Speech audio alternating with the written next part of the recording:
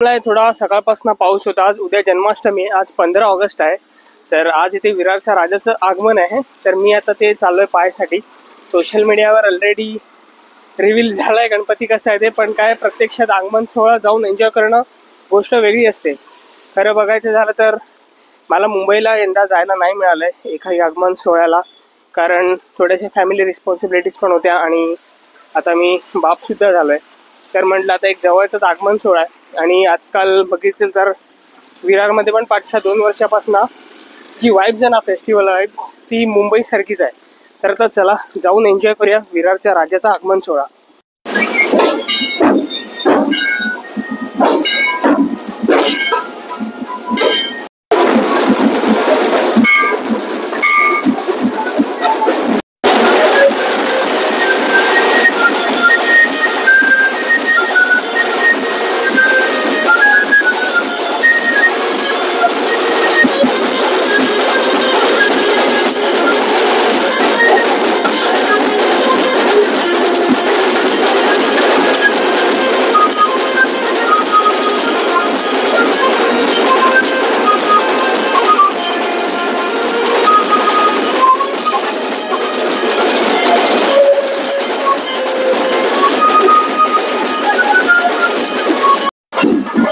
समोर माझ्या मूर्ती आहे, पण ती सध्या प्लास्टिक मध्ये झाकून ठेवली आहे पावसाच्या भीतीमुळे. हे दोन एक शिवाय नावाचा वाद्यपथक आहे आणि पुढे आहे ते रणजित.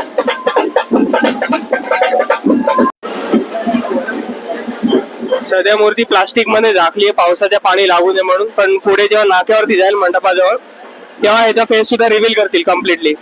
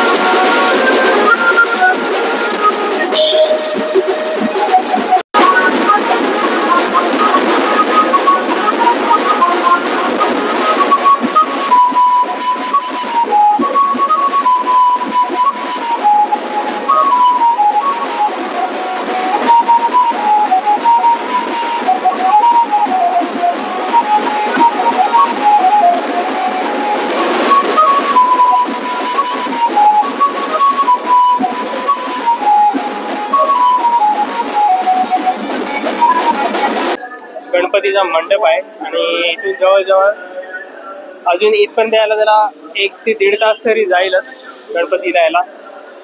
ते चौकात येईल तेव्हा त्याचं प्लास्टिक जे आहे गणपतीवर झाकलेलं आहे ते काढतील आणि मग इथे जो राडा होईल तो एकदम वेगळाच असेल. त्याच्यासाठी मी थांबलोय.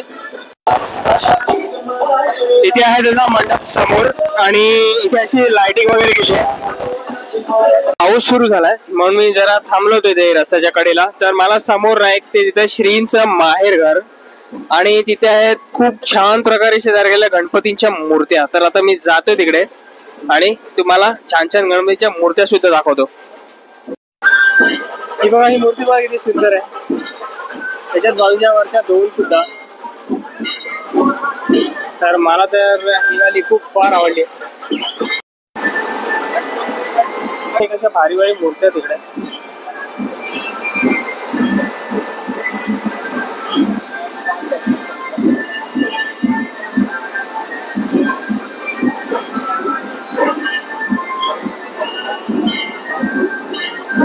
मला तरी यातल्या ना बहुतेक म्हणजे अशा मुंबईतल्या ज्या आधीच्या सार्वजनिक मूर्त्या होत्या त्याच्या रेप्लिका जास्त वाटतात.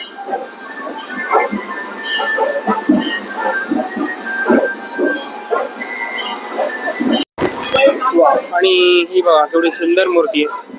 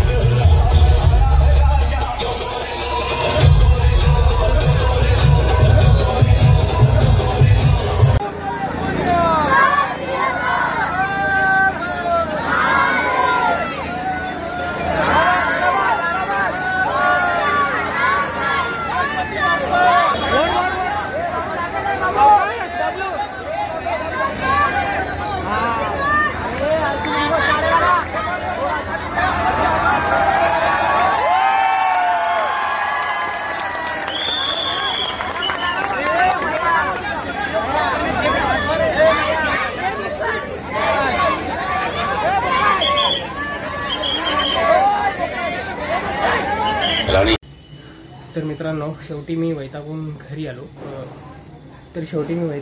आलो. झालं असं की तिथे पावसाचा जोर मध्येच कमी होतोय मध्येच वाढतोय, असं 3-4 वेळा भरपूर झालं. भिजलो मी अक्षरशः.